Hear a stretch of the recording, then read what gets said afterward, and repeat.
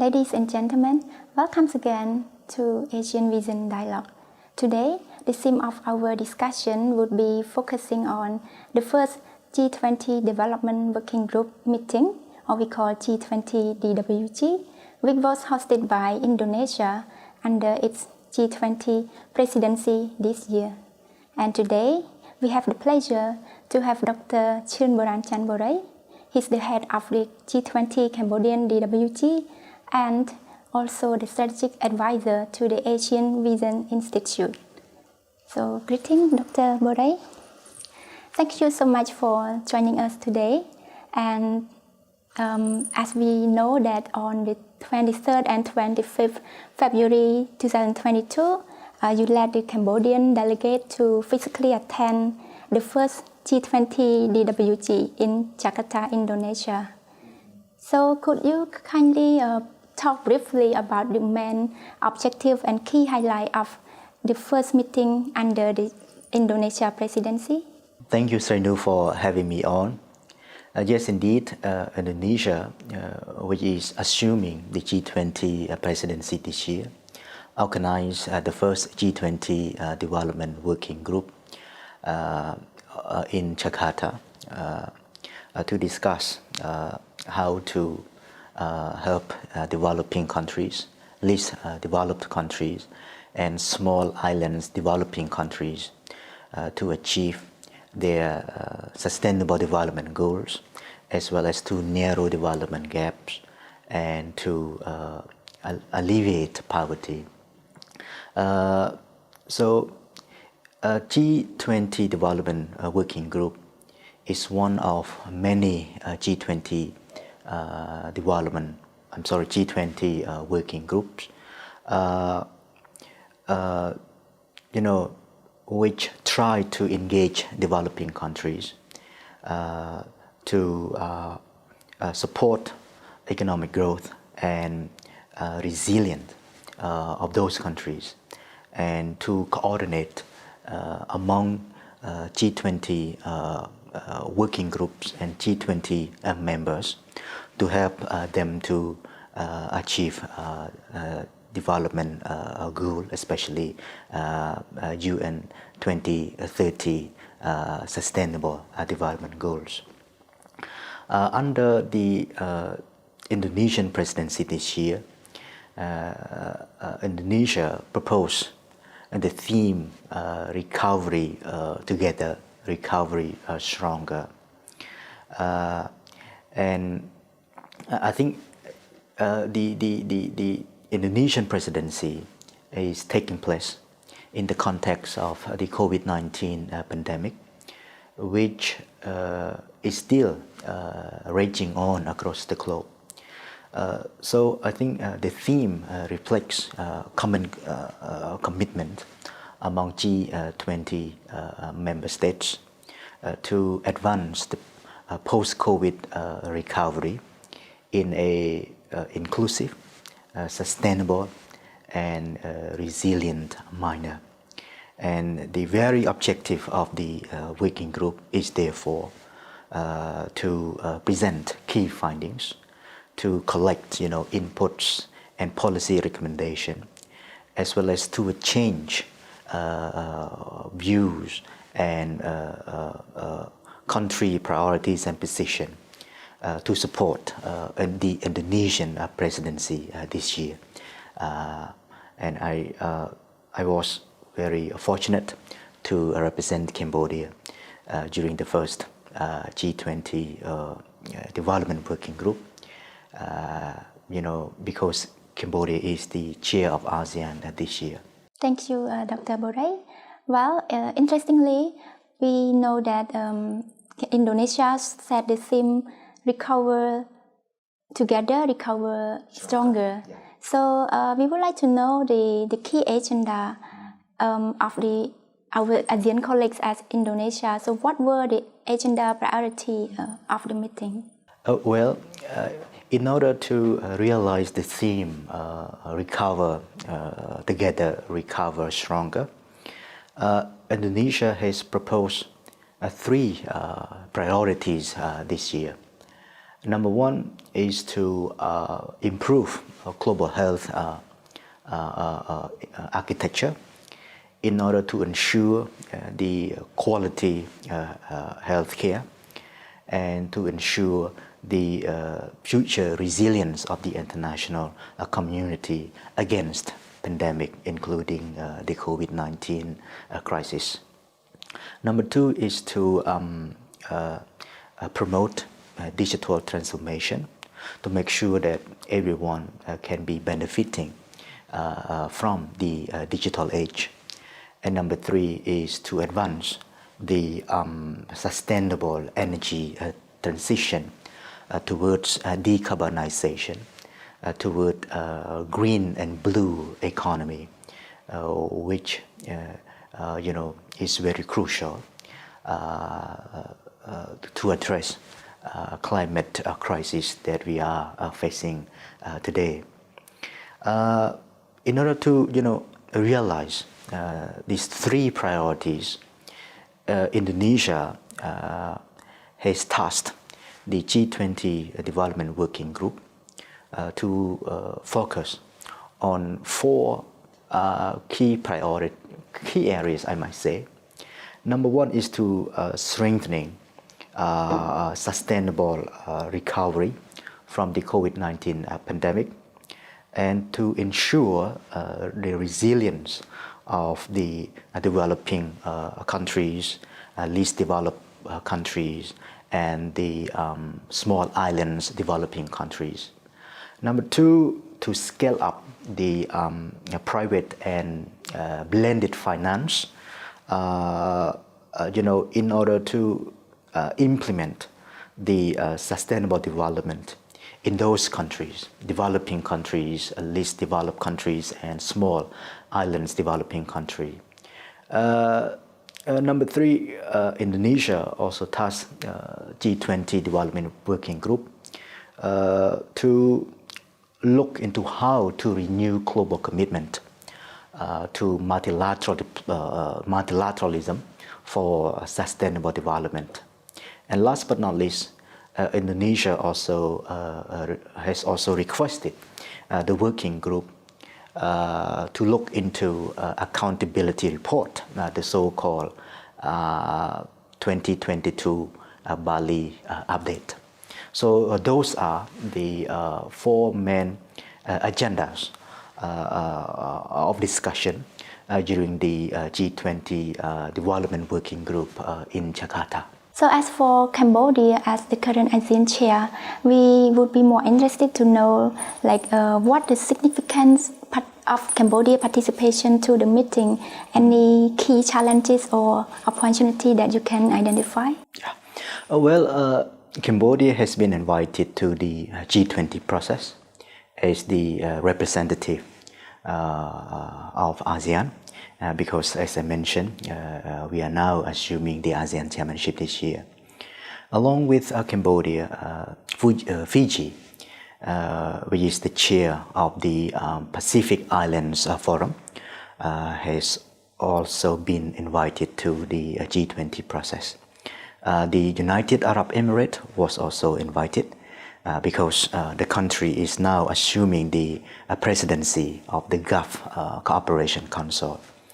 The Netherlands, Singapore have also been invited to the process.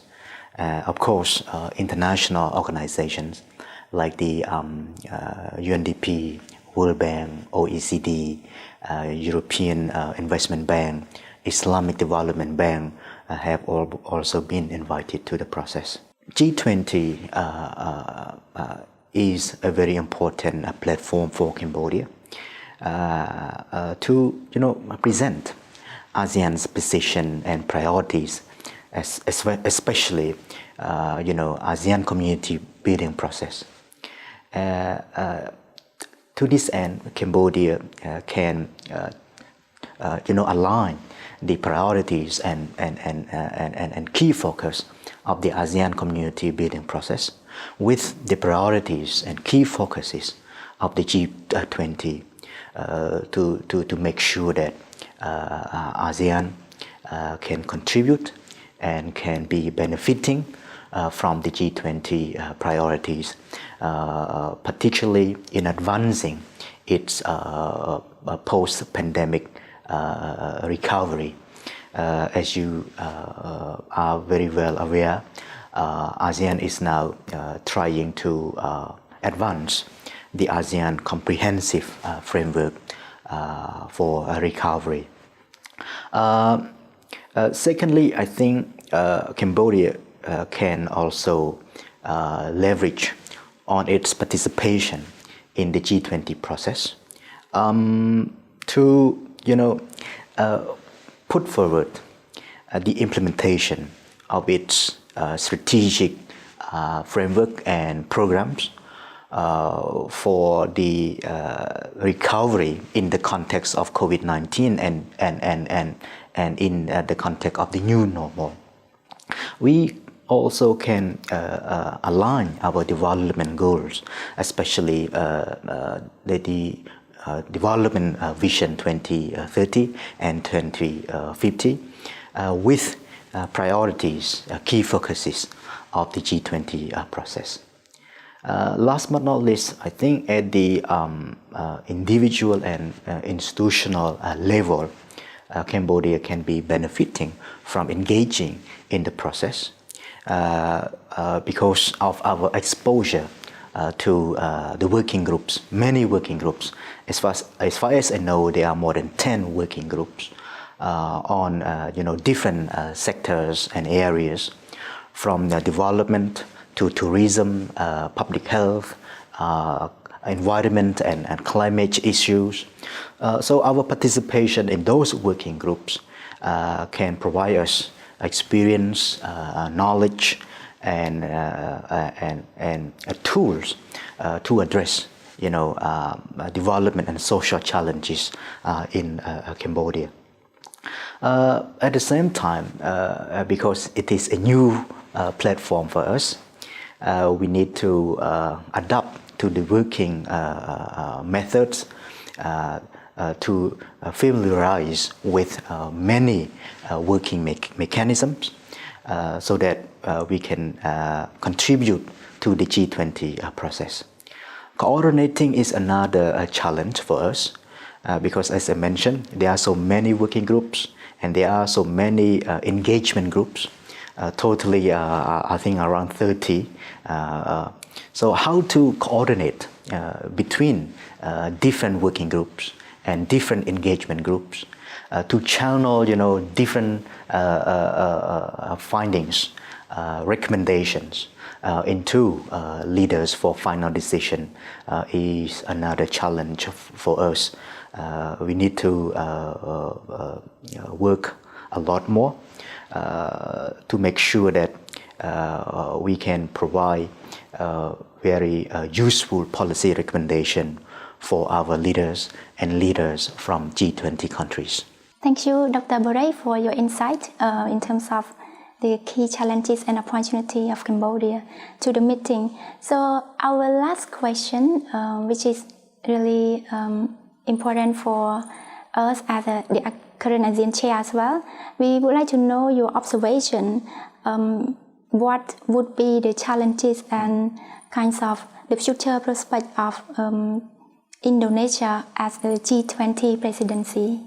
Well, the Indonesian G20 presidency this year is taking place in the context that we have encountered many unprecedented challenges as a result of the COVID-19 pandemic, as well as the existing and emerging global issues and challenges of our time: climate change, terrorism, extreme violence, violent extremism, and many other traditional and non-traditional security issues. In terms of traditional security issue, the Indonesian presidency, I think, needs to address with the geopolitical complexities in our region and in the world. What is going on in Ukraine? Also generates a lot of pressure and challenges for the Indonesian presidency. Indeed, the Ukraine crisis has already derailed the G20 process. During the recent G20 Sherpa informal dialogue, the G20 delegations consume most of the time talking about the Ukraine crisis. Indeed, to me, I think the crisis in Ukraine is the common, concern for all of us, because it might affect peace and stability and therefore prosperity, not only in Eastern Europe, but also in the wider region, and of course our part of the world as well. But the G20 is not, a platform to discuss security issue. Originally, it has been designed to focus on development, on financial sustainability, on how to address, non-security issues like climate change, so on and so forth. So what we have to